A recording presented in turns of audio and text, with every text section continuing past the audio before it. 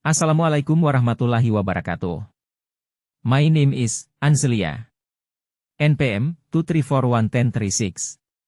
Class Management 23A. Here I will explain the material regarding the types of sampling and examples. Types of sampling and examples. 1. Probability sampling. This technique gives every element in the population an equal chance of being selected as a sample. Here are some types. A. Simple random sampling. Every member of the population has an equal chance of being selected. Example, using a lottery or random numbers to select 100 students from a total of 1000 students in a school. B. Thematic sampling. The selection of elements is done at fixed intervals. Example, if you have a list of 1000 students, you can select every 10 th student to be sampled.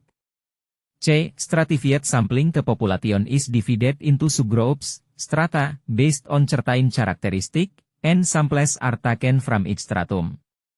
Example, dividing students by grade, e.g. grade 10, 11, and 12, and taking random samples from each grade. D. Cluster sampling. The population is divided into groups, clusters, and several clusters are selected randomly. All members in the selected clusters are sampled. Example, selecting several classes at random from all classes in a school and examining all students in those classes. 2. Non-probability sampling.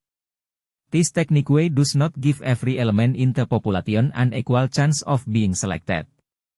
Some types are: A. Judgmental sampling. The selection of elements is based on the researcher's consideration or assessment. Example, researchers select respondents who are considered to have certain knowledge or experience related to the research topic. B. Quota sampling. The researcher sets a quota for a particular characteristic and fills the quota non-randomly. Example, specifying that the samples would consist of 50% men and 50% women and selecting respondents until the quota is met.